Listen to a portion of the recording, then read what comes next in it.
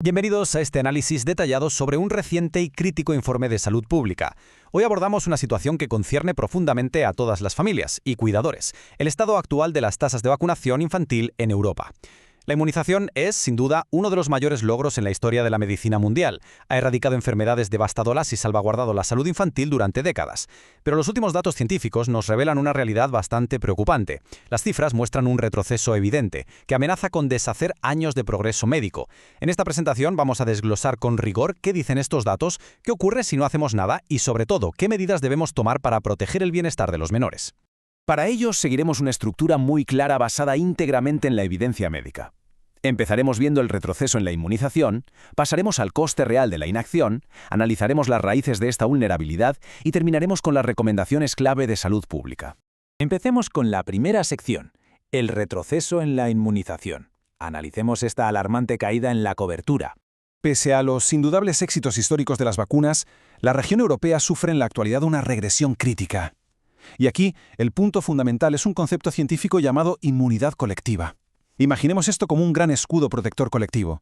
Este escudo solo se activa cuando una altísima proporción de la población está inmunizada contra una enfermedad contagiosa. El consenso médico es tajante al respecto. Necesitamos mantener un mínimo del 95% de cobertura constante para que funcione. Ese 95% no es una simple recomendación, es un umbral absolutamente no negociable. ¿Por qué es tan estricto? Porque es la única forma de proteger indirectamente a los más vulnerables, como los bebés que aún son demasiado pequeños para vacunarse, o los pacientes con sistemas inmunológicos comprometidos. Si caemos por debajo de ese 95%, el escudo se agrieta y el virus encuentra una vía libre para propagarse. Y precisamente esas grietas son las que vemos claramente al comparar los datos de 2019 frente a los de 2024. La segunda dosis de la vacuna triple vírica, que protege contra el sarampión, las paperas y la rubeola, bajó del 92% al 91%. Por su parte, la tercera dosis contra la difteria, el tétanos, la tosferina y la poliomielitis cayó del 95% al 93%. A primera vista, un descenso de un punto o dos puede parecer insignificante, pero cuidado, porque en términos de población general, ese pequeño porcentaje se traduce literalmente en cientos de miles de menores que quedan expuestos. Además, estos datos europeos contrastan muy negativamente con la recuperación global, demostrando una seria incapacidad en la región para volver a los niveles de protección que teníamos antes de la pandemia. Cuando desglosamos estos promedios regionales, las diferencias se vuelven aún más severas. Más de la mitad de los países europeos de la Organización Mundial de la Salud no lograron alcanzar ese objetivo crítico del 95% en 2024. Es más, casi un tercio de estos países reportaron coberturas por debajo del 90%. El informe subraya el caso de Irlanda como un claro ejemplo de lo rápido que se dispara la vulnerabilidad. Allí el número de niños de cero dosis, es decir, menores que no han recibido absolutamente ninguna vacuna infantil de rutina, prácticamente se duplicó, pasando de unos 2.400 en 2019 a rozar los 5.000 recientemente. Es un fallo crítico que deja a los segmentos más indefensos completamente desprotegidos. Pasamos a la sección 2, el coste de la inacción. Veamos el devastador retorno de estas enfermedades prevenibles. Es fundamental entender que estas caídas en la cobertura no son meras estadísticas en un papel, tienen consecuencias reales, graves y además inmediatas. La velocidad a la que están resurgiendo estas enfermedades genera una inmensa preocupación médica. No estamos hablando de un aumento lento y gradual de casos de tosferina o sarampión entre 2023 y 2024. Lo que muestran los datos son incrementos exponenciales en cuestión de un solo año. Y recordemos que no son virus nuevos o desconocidos, son infecciones que sabemos cómo prevenir totalmente con vacunas seguras y de eficacia probada. Las consecuencias de no actuar recaen de forma directa sobre la salud de los menores y al mismo tiempo someten a los sistemas de salud a una presión insostenible, provocando retrasos en diagnósticos y colapsando urgencias. Detengámonos un momento en los datos de la tosferina. La magnitud de este salto es asombrosa. En 2023 teníamos aproximadamente 100.000 casos estimados en la región. En 2024, esa cifra se disparó a casi 300.000. Estamos hablando de que los contagios casi se han triplicado en 12 meses. La tosferina es una infección respiratoria sumamente contagiosa y resulta especialmente grave e incluso letal en los lactantes más pequeños. Este aumento masivo ilustra de manera innegable lo que sucede en nuestras comunidades cuando la barrera de protección que nos dan las vacunas se debilita. Si hay un porcentaje que debe quedar firmemente grabado tras este análisis, es este, 90%. El documento médico es concluyente. El 90% de los niños de entre 1 y 4 años que contrajeron sarampión en Europa en 2024 sencillamente no estaban vacunados. Es un dato que establece una relación científica directa e indiscutible. La falta de inmunización lleva a contraer la enfermedad. Para ponerlo en perspectiva, el sarampión duplicó sus casos superando los 125.000 en 2024, lo que supone la incidencia más alta registrada en casi 3 décadas. Queda claro que la inacción tiene un precio altísimo y se paga con la salud de aquellos menores que no recibieron su protección a tiempo. Entramos en la sección 3, las raíces de la vulnerabilidad.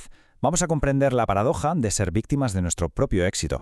Llegados a este punto, la gran pregunta es ¿por qué está ocurriendo esto? Y curiosamente, la respuesta no radica en una falta generalizada de acceso, sino en un fenómeno sociológico verdaderamente fascinante y a la vez peligroso. Irónicamente, la principal amenaza actual proviene de un éxito rotundo. Durante décadas, los programas de vacunación han funcionado tan bien que enfermedades antes letales ahora son prácticamente invisibles en Europa. Como resultado, las nuevas generaciones de familias no han presenciado de cerca los estragos del sarampión o la poliomielitis.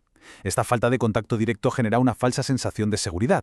El propio triunfo de la medicina preventiva ha hecho que, de forma equivocada, perdamos el miedo y disminuya la percepción del riesgo. Las consecuencias de esta complacencia son más que evidentes. En primer lugar, se pierde por completo el sentido de urgencia. Vacunar a tiempo deja de percibirse como una prioridad absoluta. En segundo lugar, este ambiente de exceso de confianza resulta ser el caldo de cultivo perfecto para la desinformación. Al no haber un recuerdo social reciente de lo graves que son estas infecciones, las narrativas falsas florecen sin freno. Y por último, algo de suma gravedad, esta situación agrava enormemente las desigualdades en salud. Las zonas más desfavorecidas, donde la densidad de población es mayor y las condiciones de vida son más complejas, se enfrentan a un riesgo de transmisión mucho más alto, llevándose siempre la peor parte cuando estalla un brote. Llegamos a la última sección, recomendaciones de salud pública. Revisemos las acciones estratégicas para prevenir este resurgimiento. Ya conocemos la situación y el altísimo coste de no actuar. Ahora es imperativo detallar cuáles son las soluciones. El consenso de los expertos pediátricos e instituciones sanitarias europeas ha trazado un plan de acción integral. Este plan destaca la necesidad de invertir en sistemas de salud robustos, empoderar a los trabajadores sanitarios, implementar políticas adaptables y priorizar siempre la equidad. Prevenir estas infecciones no es solo una elección individual, es una innegable responsabilidad compartida. Recuperar coberturas seguras requiere un diálogo transparente y un compromiso constante por parte de toda la sociedad. Para las familias y cuidadores que buscan orientación clara sobre cómo actuar ante este escenario, los protocolos de salud pública se pueden resumir en 3 pasos esenciales. Paso 1. Confiar plenamente en los profesionales médicos. Siguen siendo, sin duda, la fuente de información sanitaria más rigurosa y fiable. Paso 2. Hacer frente a la desinformación basando siempre las decisiones en evidencia científica comprobada. Y paso 3. El más práctico e imprescindible de todos, cumplir de manera estricta con las recomendaciones de salud pública, asegurando que el calendario de vacunación de los menores esté completamente al día.